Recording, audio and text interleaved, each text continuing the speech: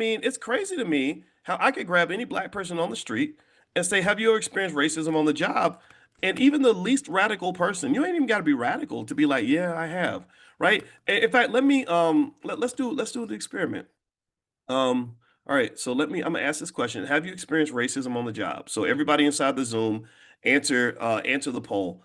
And if you're not in the Zoom, if you want to join the Zoom, make sure you text the word morning to the number 87948. Text morning to 87948. I'll invite you into the Zoom. All right, so let's see. I'm gonna hit launch right now. So answer that poll. Have you experienced racism on the job? Let's do a live experiment and let's see. And in fact, what I'm gonna even look for is I'm looking to see how many of y'all say no. I'm not saying that again, tell your truth. If you've never experienced it, if every job you've ever had, good white folks and or good black folks, maybe you work for black people. No, actually, you know what? This is for everyone who's ever worked in a company that's predominantly white. Let's do it that way. Because I think black people can I think we treat each other pretty well most of the time, except there are some exceptions. All right, so let's keep going. Oh, and somebody said Mia says I experienced it from other people of color. Oh, that's a whole nother conversation. All right, so let's keep going. I'm in the poll in five, four, three, two, one, and go. All right, here's the results. When I said how many of you have experienced racism on the job, 95% of you said yes. 95% of you said yes.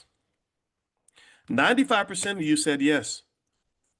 So the question that has to follow that question is, why are you okay with this?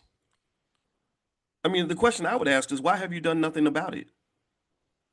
Or maybe some of you have, but do you think that this is just an inevitable kind of pain that you have to endure just because you're black? Did somebody train you to believe that you have no options? Did somebody train you to believe that you have no choice?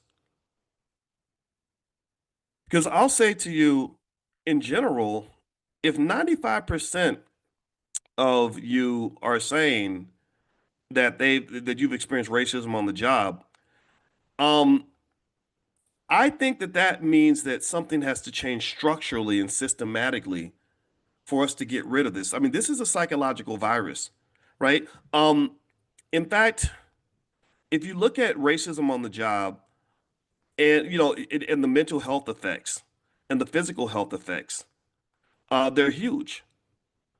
If you were to, for example, if you were to just look it up, like the mental health effects of racism on the job, let's look this up. Okay, so here are the mental and physical health effects. One of the things that's interesting to me is that when we talk about racism, a lot of times we'll talk about police shootings or Donald Trump or something like that, or KKK members that we heard about in some county that we've never been to. But I don't see us talking about what I consider to be the most pervasive, most painful type of racism, where you're consistently exposed to the virus. You're consistently exposed. You're consistently infected with the pain of that racism.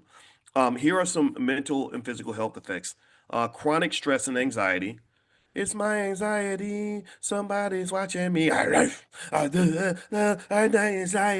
Right? We sing about our anxiety. Constantly navigating microaggressions triggers hypervigilance. Walking on eggshells burns a mental bandwidth. How many of you feel like you walk on eggshells so you don't have to deal with bad people or bad situations, right? Your cortisol levels are like, and then you wonder why you're having chest pains. It leads to generalized anxiety, panic attacks, and difficulty focusing or sleeping. Why would you pass that to your children? Do you want your children to feel that way every day and every morning? Um, I don't know. Depression and hopelessness. If you experience racism on the job on a regular basis, you will feel devalued and or tokenized, and that can lead to symptoms of worthlessness, low energy, and even the ideation of taking your own life. Mm. So they killing y'all. They killing you. Internalized racism can cause deep identity wounds and emotional numbing. So you become emotionally numb. That's going to help you in a relationship. Post-traumatic stress disorder. Repeated exposure to discriminatory treatment causes trauma similar to PTSD, flashbacks, avoidance, and anger outbursts. Has anybody experienced any of that? Give me a yes if you've experienced flashbacks. I know I do. I used to fantasize when I used to when I remember the one instance of racism on the job, I used to make myself feel better by fantasizing about jumping across my boss's desk and like just beating the hell out of him. And I wrote about that in my book, What If George Bush Were a Black Man? That was like the fantasy that gave me comfort. Um, thank God I didn't do it. All right, how many of you have flashbacks, avoidance? Maybe you avoid certain environments. My racial PTSD affects me to this day. And I still, it never goes away. I have a really hard time going into like corporate settings that are full of white people and really trusting the people that I'm talking to. I just can't. It's like I've seen y'all just do some dirty stuff, I'm not gonna be your sucker no more. And unfortunately, that can make me the asshole because these may be really good people, really nice people. I met some really nice people at Chevron when I went to the Daytona 500, and I had to have a talk with myself. I was like, okay, boys, relax. You know, like these are really nice people. They're human. They're good guys, and I became friends with them. I let my guard down a little bit, not to the point where I wanted to come work for them, but to the point where I had to confront the pain that racism has caused me in the past. You know, you start off being kind and friendly and loving everybody, and then somebody just stabs you right in the chest, and you start feeling like being nice is a liability. It's hard. A lot of people go through that. Black professionals may avoid speaking up to protect themselves from retaliation, further reinforcing the trauma cycle. So a lot of times you're quiet, just like the slaves used to be quiet, so massa wouldn't beat them and kill them. Imposter syndrome. Even qualified professionals begin to doubt their worth or competence, especially common in high achieving black employees in predominantly white or toxic environments. So it's not just poor black people that go through this. It's it's middle class.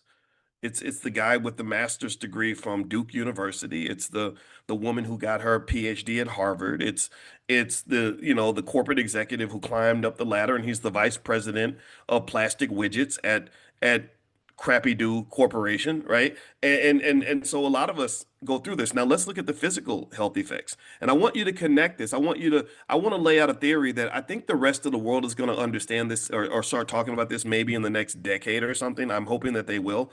Right now, all they'll talk about is George Floyd and police shootings and KKK members and whether or not white people like you. I think that the place that you spend the most time, given that place, which is your job, because a lot of us spend more time with our job than we spend with our kids, right? Which is another artifact of capitalism. This is what makes me a Marxist. I'm like, why would you spend more time with your employer than you do with your own children? That's not normal, but we think it's normal because they told us it's normal, right? So I think that form of racism is the racism that we probably would do best addressing.